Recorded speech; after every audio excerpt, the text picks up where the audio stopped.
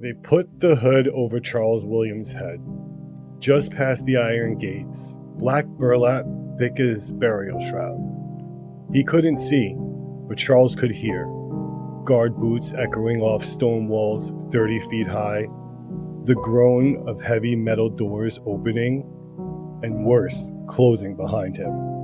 And underneath it all, a hollow stillness hung in the air of Cell Block 1. On October 23rd, 1829, Charles Williams became prisoner number 1. He walked into his cell blind, 8 foot by 12 foot, where he was sentenced for the next 2 years of his life. Charles didn't know, he couldn't know. He was walking into something much darker. This wasn't just a prison, this was an experiment. And Charles Williams, he was the first rat in the maze of Eastern State Penitentiary. Welcome, stranger. Secret society. Strangers.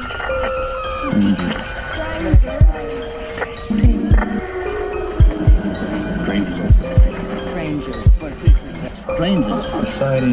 Welcome to the secret society. Strangers?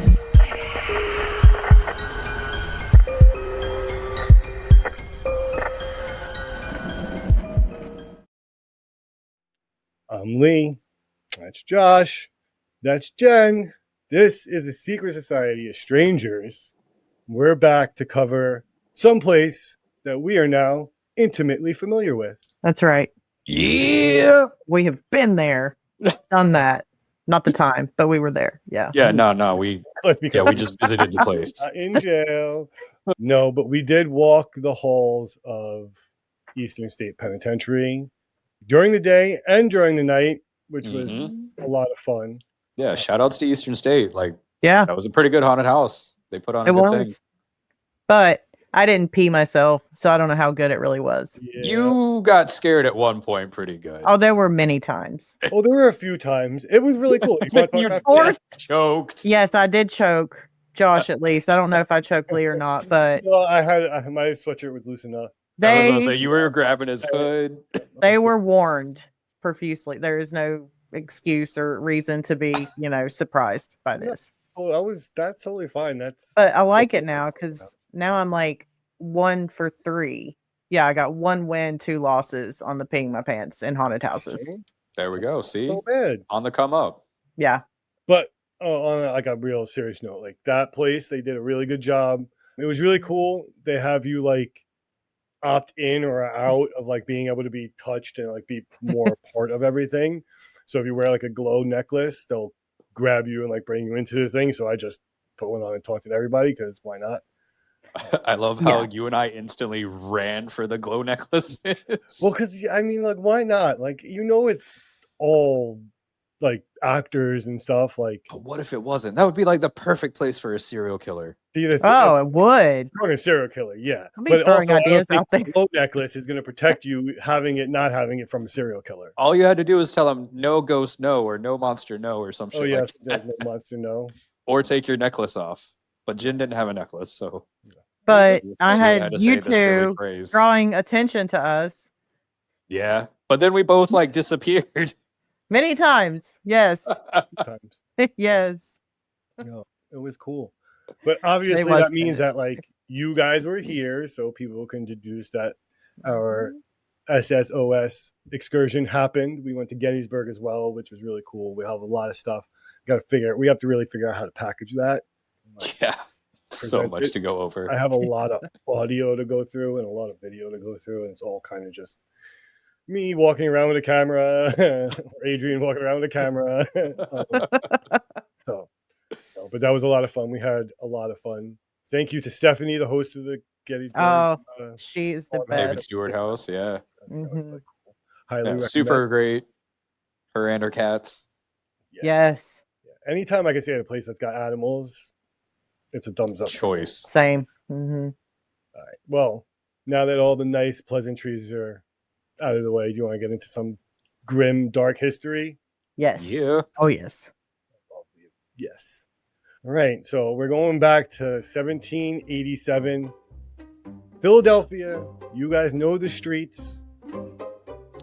Around this time, it's like the time of our founding fathers. So, Franklin's walking around, they're about to do the Constitution thing, but they got a bigger problem at the time. Bigger problem than the Constitution? Yeah. Oh, yeah. Way more immediate, way more like everyday overflowing into their streets, spreading all kinds of nastiness. Because right now, in the streets or in the prisons in Philadelphia, it's just like a holding cell. A general lawlessness holding cell of women, men, children, for whatever your crime is, how heinous or benign. So like you get caught, stealing whatever, a piece of food, whatever it is, an apple, right? You're in the same cell as a guy who like drunkenly just murdered half a bar.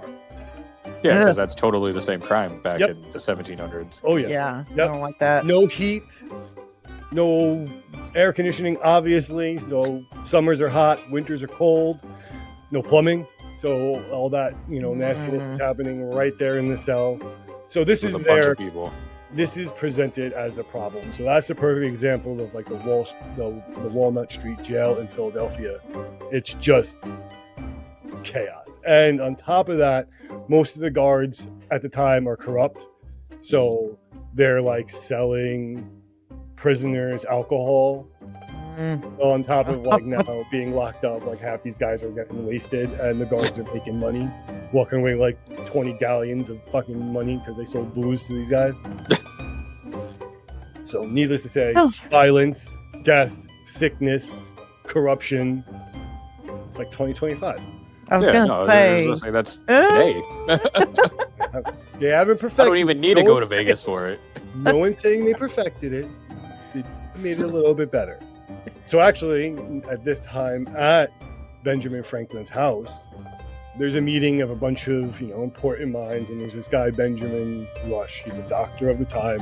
And his sole mission at the time is to reform how we're treating prisoners on the premise of stopping spreading disease. He doesn't care so much about like what happens to them during their sentence as much as he cares about like we're turning this into like a disease-ridden place, and it's our moral obligation as a society to not be nasty. Right. So his idea is a true place of penance, so a penitentiary. So his concept, that's where that came from.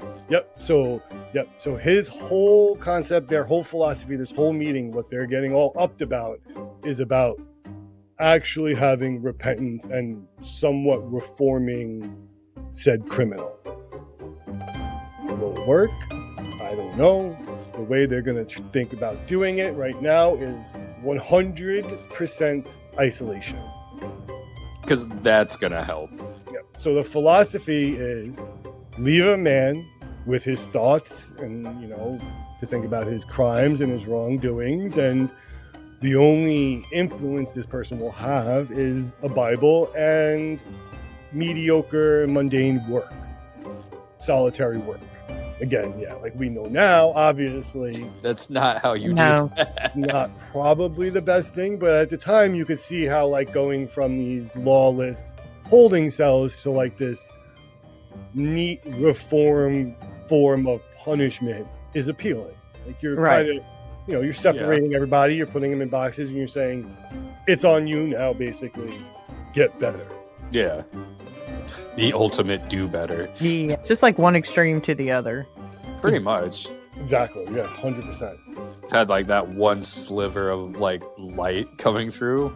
Yeah, so I'll get to the cells, like how the cells were built and how the building was built. They form a lobby to get the state of Pennsylvania to build this penitentiary.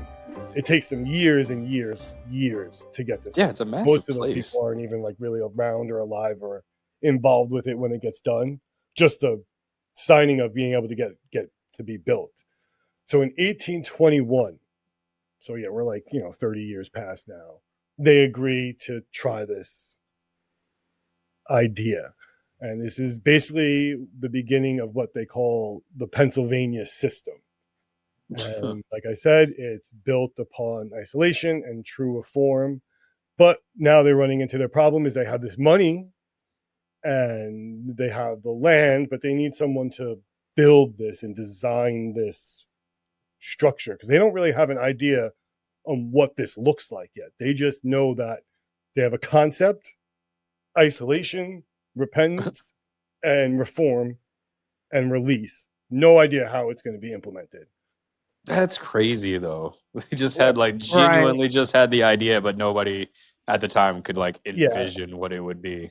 I actually, this is on my list of like things to talk about because I really do think that a lot of these like founding fathers and early revolutionaries and people like that all had some form of like autism, ADHD. Like they were like, I got ideas. I don't know how they're going to happen, but I got them. And they're just like, and every once in a while, one slipped through and worked, and they're like, "Yep, got it." Hey, electricity. That was me. Exactly. I had that idea. Literally had that light bulb, but not really. Like he kind of just. Oh, we're talking about Franklin. He kind of just like proved like it's conductible and shit. But either way, they needed to figure out how to build a prison that's going to house over 250 prisoners that are currently in the Walnut Street Jail in Philadelphia. And they do what, all public figures and societies do when they need something. They have like an auction and they have like a contest. And this guy named John Haviland wins. He's a British architect and he had settled in Philadelphia. He won the prize to build and design this penitentiary. He got a whopping $100. That's a lot of money back then. It is, but not for what they're about to do and what. Yeah. Oh yeah. Think about the walls and the halls you walk through, Josh. Oh yeah. Like, no, it's absolutely. And to be a $100 pioneer, first for of its that kind. idea. Yeah. That idea. $100 walked away. But also, they didn't know if this was gonna work. Yeah. And granted, it is just a design. Like he didn't build the brick and mortar. He just designed it. But still, And you don't want to spend money on prisoners. Yeah, no, Sure. does. Our country doesn't. No, not at all. Why would you do that? Yeah, no. People's Reform? lives? Nah. All right. Anyway, so he comes up with this design, and it's actually pretty brilliant. So it's called the spoke and hub design. So it's basically, if you picture a wagon wheel, your center is like where your guards stay, and one guard could stand in the middle of this penitentiary. You do a 360 and see every cell block down because each one came off like a spoke on a wheel. Yeah, that was really cool. Yeah. So just on design alone initially, this is like groundbreaking. This is allowing one guard to observe an entire penitentiary full of prisoners from one single location. No rounds, no turning your back and having other people like, you can't go anywhere without going through this middle corridor anyway. And construction began in 1822. It was built on what was a cherry orchard, and it was right outside of what was considered the Philadelphia city bounds at the time. It's a little bit more than a mile outside of Center City. It is built in true like Gothic form. This place was built to intimidate. So as you walk up, the perimeter is surrounded by 30-foot high walls. It looks like a castle. Yes. In the middle, turrets and everything. Yep. In the middle of the Philly landscape, you're walking. There's all these row homes, and you just turn a corner, and boom, there you go. Castle. Yep. Right. Gargoyles. Big wooden doors, everything. Yep. So from the front, that's what it looks like, and it's got like Jen was talking about, guard towers. It's got the little like slid windows to see through.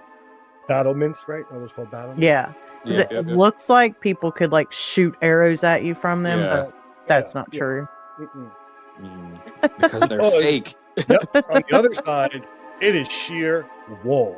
There is no battlements, no design. It's rock and 30 foot of wall. Yeah, you couldn't even climb up it if you wanted to. No. Yep.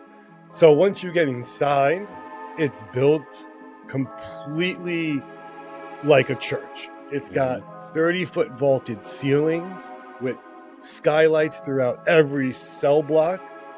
Unfortunately, most of the inmates that spent their time in there actually never saw that when the time that we're talking about.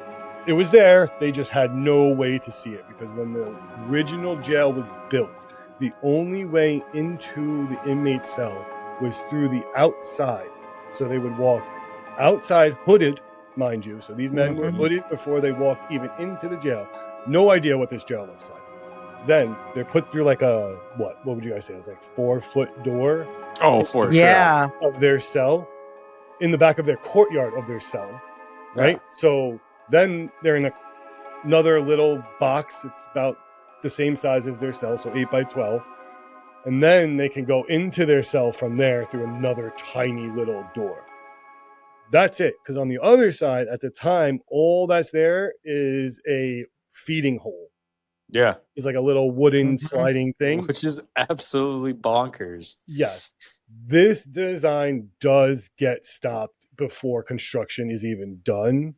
And they do go to a more practical barred front door that you go in the front of the cell. But then it was covered with a heavy wooden door. Yeah, the sliding wooden door. Yep, to damper any sound or light from the outside to really just seal you back in that darkness. Yeah.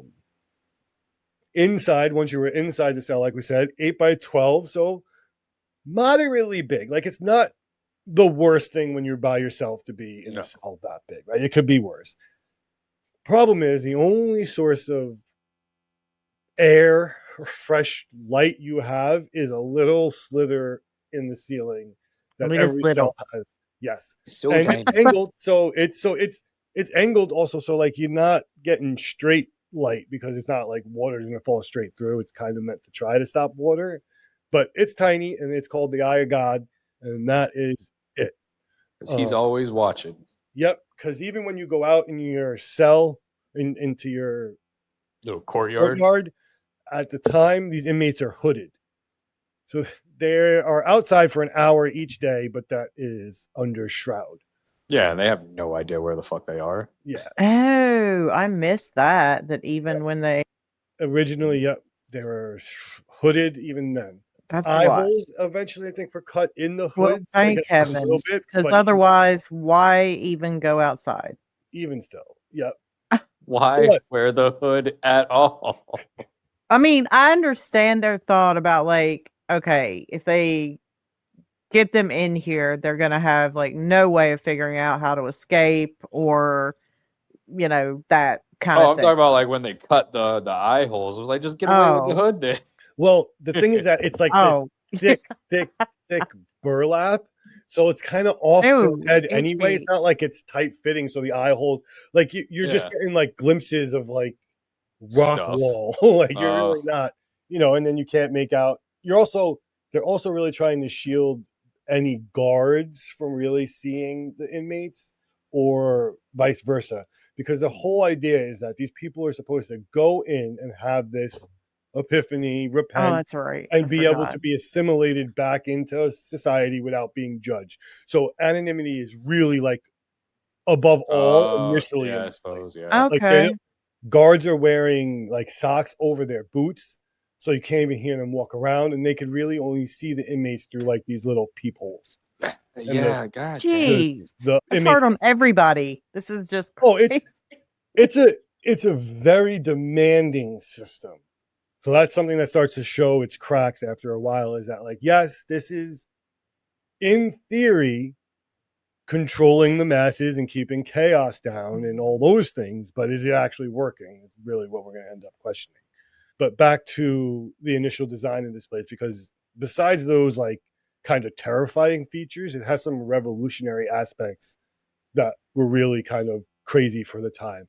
So each cell was equipped with running water and a toilet bowl, which was basically unheard of at the time for a building, first of all, this size to be fully plumbed, and also had heated pipes coming through all the cells to keep it warm, obviously. Oh yeah, because the furnace or the stove thing was underneath, and then there's the pipes going up to each cell. Yep. So like they bent pipes and they built it basically into the walls and around through the cells So this place is heated, it has running water, and it has electricity.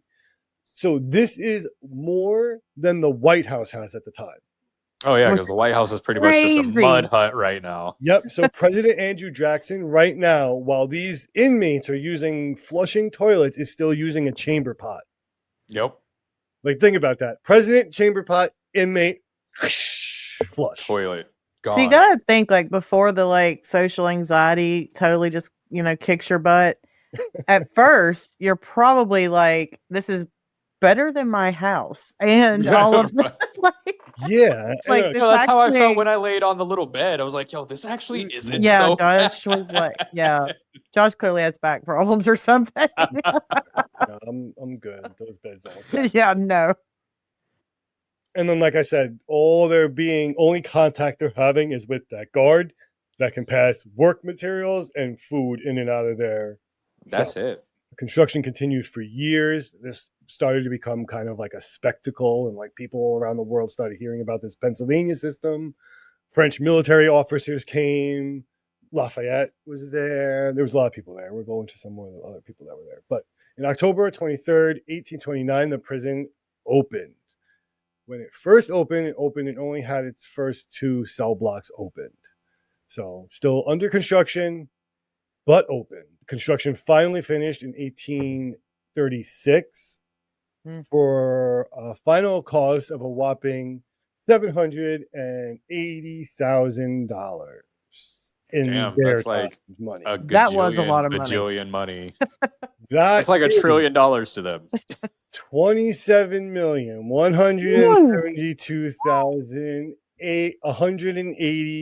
27,172,180.65 in today's money. See, that's a lot of monies.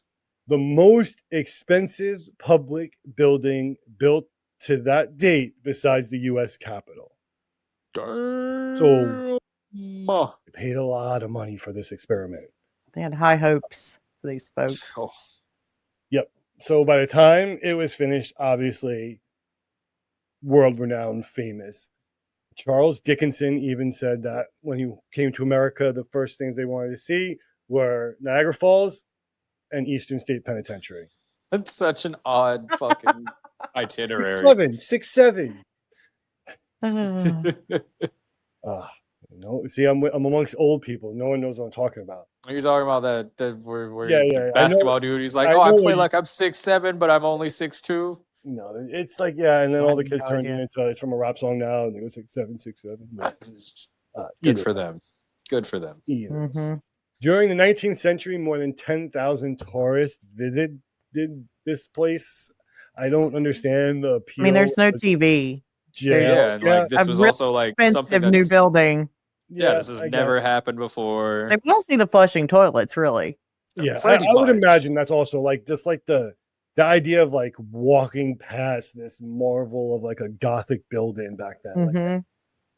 People it's had hard to know. to think about plucking it out of modern day because it's so out of place, but still kind of hidden amongst Yeah. the like, Yeah. hustle bustle of Philly today. Yeah. Then I would imagine that having 30-foot perimeter walls is just striking from Yeah, because any there was probably distance. no building at the time that was like as tall as that. Yeah, I mean, there probably were close, but it's the fact that like they were spread out, and like Philly is kind of like, it's not a huge city, and it's got hills. So in all areas, you can, depending on where you are in elevation, like you have sight lines.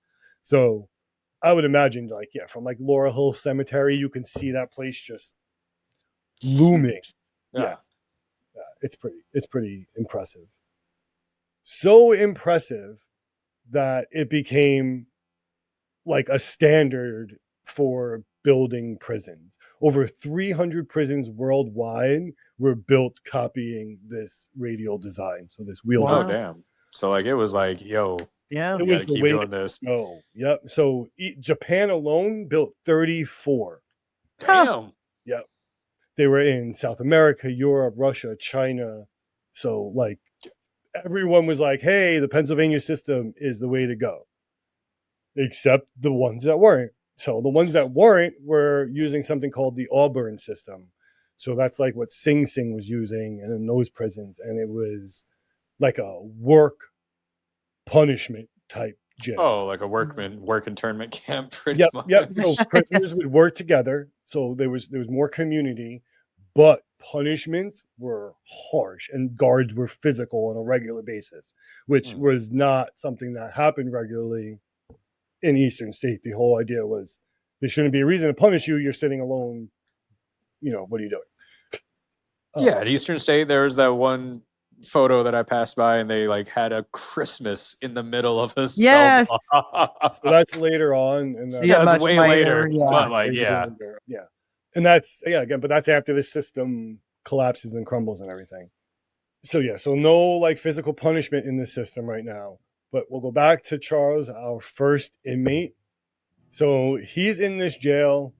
He's a farmer. He's 18 at the time. And so he's brought into this place. No one else is in here. He's 18 years old. He's a medium-sized guy. And he's in here for stealing a $20 watch, $3, a $3 gold seal, and a gold key. I want to know what the key opened. Yeah, what? I know. But for that, those petty misdemeanor crimes, 2 years of solitude. Jesus, Like, that's so very extreme. seriously. Yeah. And that is like a. Surprised they didn't just chop his hands off. I was going to say, yeah. I would give you a hand. I think before I sat through a hole like this. Yeah, I think I would. Well, I think I would. I mean, yeah, they don't have prosthetics. I mean, but in my mind, I don't understand what marvel of ingenuity this place is. So I'm thinking you're putting me in a hole. I'm going to die. Yeah. Guards I'm going to be in jail for 3 years. I'm going to die. I might as well take the risk of getting an infected hand and dying fast. yeah. I don't know. Either way, I guess don't steal is the lesson. Clearly, chopping hands off didn't teach anyone. So this might. I don't know. We'll find out. I don't know. But so Charles's daily day. So we talked about how he got in there. Covered hood, didn't see anything, got put into his cell. He has no idea what this place looks like. His days consist of 23 hours in that cell. And then that one leisurely hour of courtyard time. Hooded. And then right back in. And we still do this, except of course sans hood, but yeah. Yeah. Oh yeah. And I mean, these, I guess, exercise times came with strict rules, as did everywhere else in the prison. So silence is key. Like I said, guards have socks on their boots. They're not making sounds. There's little echoing. Prisoners cannot talk. They cannot sing. They cannot whisper. They cannot knock on the walls. You can't pass notes. You are by yourself. You don't even know necessarily if there's someone next to you. Right. You were totally. That would fuck with somebody's brain so bad. Yeah. Yep. Yeah. So there were punishments when you did break these rules. Like I said, these weren't things that were done on a regular basis, like in Sing Sing and some of these other Auburn style prisons. But they did have a litany of very effective torture techniques. So one thing they did have was something called the iron gag. And the iron gag is an iron bit that goes in your mouth. It's about an inch square block, and it's placed over your tongue, right? And it's fastened with chains to your hands that are lifted up high behind your back. So hands high, middle of your back, as high as possible. As you become more tired and are unable to keep your hands up behind your back, they slowly fall down, pulling the iron gag into your tongue and into your mouth and tearing into your tongue. Jesus. What in the Middle Ages are we doing? Yeah. One of the most horrible punishments you had. So probably don't talk. Yeah, no, that's probably a wise decision. On June 27th in 1833, there was a prisoner named Matthias McClumpsy. Unfortunate name. He learned firsthand what the iron gag did. So he was a 44-year-old prisoner, and he was sentenced to he was serving the second of his 12-year sentence. for Damn. manslaughter. So not a good guy. Okay, yeah, not a good guy. Not a good guy. Right? So he started talking in the jail, and his punishment was the iron gag. They put him in the iron gag. He was in it for 1 hour, and then he was dead. Jesus. Witnesses basically said that it tore his tongue apart, and he bled to death. Yeah. Not even gonna go to how horrible that must have been. So horrible that the warden of the time, Warden Samuel Wood, got put under investigation for cruel and unusual punishment. That is exactly what that is. Yep. I will say though, I'm actually surprised. Yeah. So Yeah. Public scandal. glad. I know, but I'm still. Yep. He That's got exonerated, so don't be too surprised. Oh, Of course he did. It was just an investigation, guys. We just looked. Nothing here. Nothing. I saw nothing. And after the investigation, after his exoneration, the iron gag was quietly taken off the shelf. It's not a good look. We should throw this out. Nope, but it was replaced with something called the Mad Chair. Oh, Sounds cool, fun, right? cool. Who names these things? I don't know. It's I want that job. well, I don't want this chair. That's all I know. So prisoners were strapped down to these things with leather fastened straps, Ooh. so tight that it cut off the circulation to their limbs. Did not Like many that. of them needed amputations after this was done because they just killed the limbs anyway. So yeah. God dead damn. hands, dead feet, just boom. Instant quadriplegic. Yep. So again, then came something called the water bath. The what bath? The water bath. Water. Oh, okay. In Philadelphia, it's water. Water. And this was torture that was done specifically because the Philadelphia winters were so cold and brutal that they would just dip inmates in water and then hang them on the wall for the night, for the day, and basically leave them until, frostbite set in. Jesus, this is so medieval. Yeah, well, this is their kind of their thing. It's like scaring you so much that, like, why would you even do it? Like, look at this place. Like, you wouldn't. Well, why even commit crime? Do you want to be behind that wall where no one knows what happens? And then it just escalates from there. Don't talk because we'll rip your fucking tongue out. God damn. Other than that, obviously horrible ways to go: hypothermia, frostbite, pneumonia, death. They had the hole, as a lot of other prisons do. The hole here was exceptional. I didn't mention this actually before. This will come up here too, but it'll come up a little later. Those 30-foot walls we talked about surrounding the prison go 10 feet down into the ground. Oh, so they're technically 40 feet high. Yeah, so this place is literal fortress status. Yeah, because you can't dig out from underneath it, because I'm sure somebody's probably thought about it. So the hole was basically carved out ground next to like those walls. Like, it wasn't fancy. There was nothing down here. Like true medieval dungeon. Yeah, throw them in the pit. Third floor. Yeah, like the worst of the worst. 6-foot ceilings. So like I couldn't even stand up. No light down there, no plumbing down there. All they got was bread and water.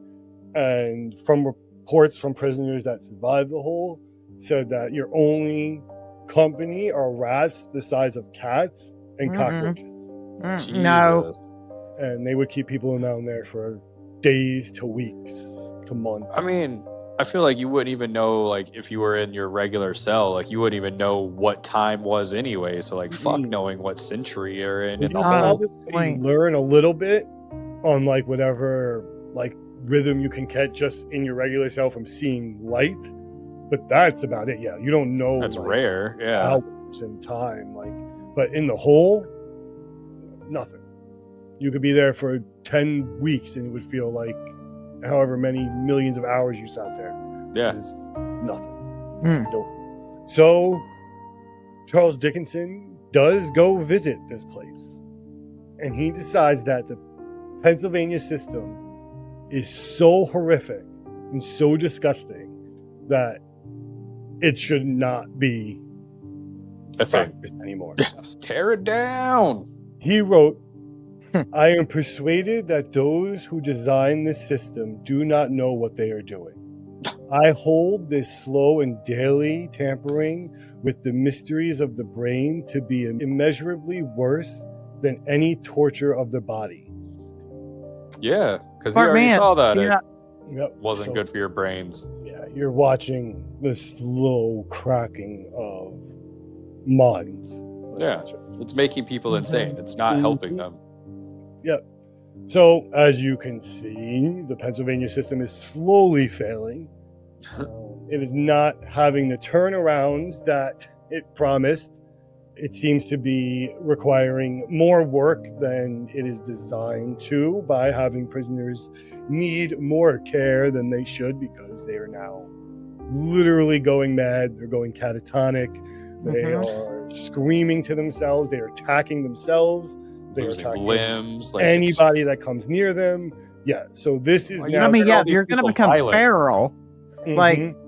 I mean, Like, dude just stole a watch. Yeah, in 2 years. And then if you talk, now one of those punishments is on the table. It is Fuck. not going well. Let's say that. It's basically collapsing under the weight of itself. Like its royal concept of isolation is what is ultimately just breaking it. And by 1913, the Pennsylvania system is completely abandoned. that's a long time, though. Took him a long time. So it did take them 84 years. Yeah, no, just a cool 84 years of medieval torture. 80, but it's also that, like, how slow can slow bureaucracy be? Like, Apparently Especially 84 when you years slow. spent $27 million. Yeah, Let's be real. It's not, because it's also election years matter, and this is still a political talking point over the time, and you got a lot of other things going on. Like, the world is, like, for lack of a better term, becoming the world that we recognize now, the modern world. Radios are way more a thing, and people are traveling, and it's becoming a world that's harder to hide. And Yeah. when you're torturing people, and Charles Dickinson's writing about it, like, what are you gonna do? So they nix it. They're done. They go basically slowly turn it into that Auburn system that we see in New York. Which beating openly people is not good either. So not No, good. Nope, it's not.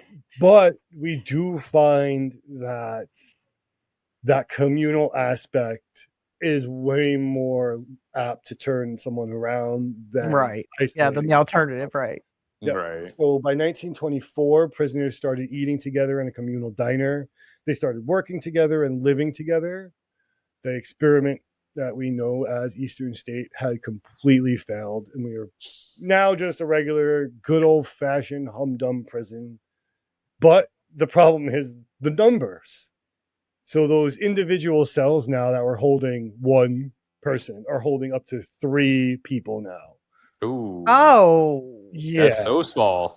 So the idea and the concept is better, but the situation is not getting better. So Overcrowding. yeah.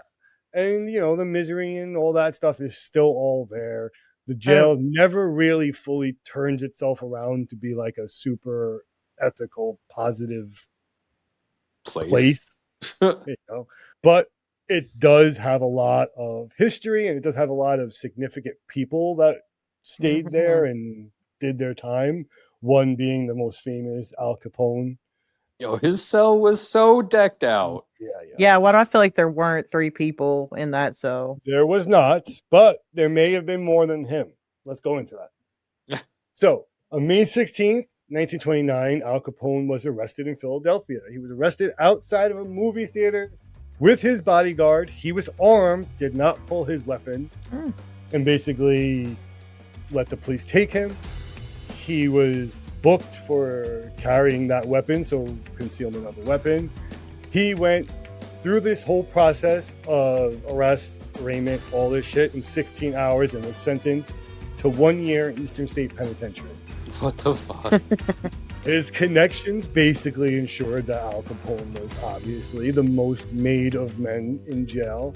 Like Josh said, his cell was not like the rest of them. No. He Not actually had at a all. Corner, he had a corner cell, if that's even possible. It was decked the fuck out. Yeah. Looked like a little Oriental boarding rug. room. Yep, Oriental rug, radio, cabinet, like everything. Best of the best, everything you could have. Even like the lighting was different. So he Yeah, it had was like bright. soft Yeah. orange There was lighting. actually So- lights in Yeah. there. People actually called it, the other inmates would actually call it Park Avenue. Because it was so swanky right, and yeah. fancy. It's like swanky, and you would hear his radio playing from. Could you all imagine over. being the cell and beside of him just being so fucking mad? Mm-mm. Imagine being a not corrupt cop that has to see that shit. Like an Oh. actual. Like, just think about actually wanting to do your job as a police officer or a You corrections see all officer, that. and then Yeah. like you're like, what? You gotta like watch like your warden Mhm. fucking kiss this guy's ass, and like you're like, this guy has more bodies under him. Like, do I have to say Valentine's Day more to you? Like he's just got bodies, bro. Either way, he's living large from what everyone can tell. But he may not have been alone. Oh. According to other inmates and guards at the time, they had reports of Al Capone yelling, "Jimmy, leave me alone." Oh. Ooh. Screaming in the middle of the night that Jimmy was there. Ghost Jimmy? So the story goes that Jimmy Clark's ghost followed him there. So Oh, Clark shit. was one of the 7 men killed in the St. Valentine's Day massacre. So other prisoners, like I said, reported that they heard him basically being Oh. tortured by Jimmy. Sweet. Whether or not the ghost is still there, or if it was even a ghost or early stage neurosyphilis, we don't know. Yo, Oh. syphilis will fucking leave Let you me tell you. gnarly looking. Let me Head tell you about my to- best friend.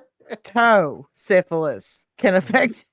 I learned a lot at the Mutter Museum. Shout outs to the Mutter Museum. Every time I turned around, syphilis did this. Syphilis. Syphilis is real, kids. Syphilis is real. But either way, it's kind of fun to think that maybe he was like haunted in there by. I do like to his think of that. evil But deed. I'm okay if he was tortured a little bit by his own mind. Yep. Yeah. He served 8 months and was released in. Come on. Couldn't even Good do the behavior, whole I'm year. sure. Oh, yeah. Of course. Other interesting, maybe not so famous inmates was one named Willie Slick Sutton. Hell yeah, that's a name you have to say the whole thing or not at all. Yes. Mhm. And he even had a nickname called the Gentleman Bank Robber because he was so polite. Oh, I he mean, was there's no never need violent. to be nasty. no, Or- like Steve Bonnet, the gentleman Yeah, pirate. Yeah. It was like a class of like gentlemen robbers who I guess considered themselves like above violence. But I feel like they are like so douchey and That's my point. pretentious. But yeah, Mm. it's that criminal mindset of like, I'm going to do the really bad thing, but I'm not going to do the really, really bad thing. So like, I'm good, right? Like, Yeah, It doesn't work that way. You're still doing the really bad. I'm doing the Robin Hood thing, but like I'm the poor. So basically, this guy, he would also like just dress up as like other things, like mailmen and police officers to disguise Sure. himself for these Okay. robberies. So like a like, good cosplay. yeah, it's Right. the quintessential like 1920s, 1930s. Wise guy copper got me, and he just pulls off like the cop hat, and it's like, oh shucks, yeah, Get away with it too if it wasn't for you meddling kids. yep. Hmm. Sutton was arrested in 1934, and he was sentenced to 25 to 50 years for robbing the Corn Exchange Whoa. Bank in Philadelphia. Damn. That's a So- lot. Yeah, he got, but Sutton was an escape artist. Oh, good Of for course him, he was. okay. Why wouldn't he be? And then back in the day, when we say escape artists, we mean like these people were actually escape artists. He tried to escape from Eastern State Penitentiary 5 separate times. Okay. Right? Respect. 5th time, did it. He escaped. Oh Right? shit! So in the Fifth time's the early charm. That's Yep. what I was thinking. Yeah. in the early morning of April 3rd, 1945, just after breakfast, 12 prisoners disappeared from cell Oh. 57. Damn. They had dug a tunnel. Gentleman. He didn't keep that a secret. They had dug a tunnel that took them over a year. It went 15 feet down underground and 97 feet out into Fairmont Street. God dang. It was What were equipped. they using to dig this with? It was equipped with lights. It was reinforced with wood bracing because they had a Okay. prisoner named Clarence He's like Clindest. Carpenter. Clindest. I'm going to say I'm butchering his name, I'm sure. Either way, he designed most of the plaster work. So he was a skilled mason. So like he was basically like doing shit, but then like also taking shit down into this tunnel to dig his way out. Okay. So the tunnel came up between Fairmont Street and 22nd Street, Fairmont Avenue and 22nd Street. I'm just picturing people poking up from like I know, a like, manhole or something like. Whack-a-moles, like Exactly. Through just a hole in the ground, broad daylight, has to be the worst criminal timing ever. As they pop out. Oh, So Please tell me it's a imagine, parade or something. Yep. 12 prisoners popping out to patrol. Just a beat cop patrol. Just they just pop out and scatter. So just 12 inmates. Everyone just going everywhere. Willie Sutton was free for 3 whole minutes. oh, Oh man. Willie. So after a year digging out, he got free for 3 minutes. Dang, dude. Clinderson, whatever his name was, 3 hours. By the end of the day, basically everybody was caught and back Damn. Oh. in jail. Sutton was transferred to Holmesburg Prison, supposedly escape-proof. Did he escape? February 10th, 1947, Sutton escaped. Dressed as a guard, he carried ladders across the yard and climbed over the wall. Good He lord. stayed free for 6 years. Damn. All right, Willie. He was Shut up. eventually captured in Brooklyn on the subway when someone recognized him. Damn. Like, imagine, and then you get caught of all places on the subway. Yeah. Like the most blendy in, most no Yeah. one paying attention to you place of ever. Not Willie. Nope. Other inmates. So there was James Big Joe Bruno Ooh. and his whole entire family. So this is like a crime family. Well, I mean, you know, hey, They're, it'd be lonely. they're- A family that crimes together stays together. yeah. So they committed a massacre together. Oh, in never coal mind. Oh. Coal country. 5 people were murdered in cold blood, and this was over like a labor dispute. Jesus Go Christ. figure. So him and several of his male relatives were convicted, and they were all in jail from 1936 to 1948. Spent Like it 12 should've been years there. longer. Yeah, They just a were- bit. They were so like feared that even the guards like kind of just kept their distance from them and let them Huh. do their thing. They Great. practically just ran their cell Yeah. block and did their time, and then that was it. Like no one Like, fucked yo, with we're out. Yeah. And Oh, eventually in man. 1971, Eastern State closed its doors as a prison forever due to just being too costly. Yeah. It was too much money to keep that place up and running.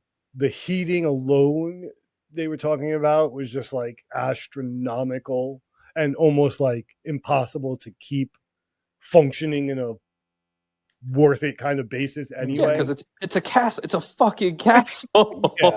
And you could just imagine, like, as that place crumbled, you're talking steam, heat, like like it's just Yeah. leaking and just getting cold by the time it gets out. exposed Yeah. through 30 feet of wall.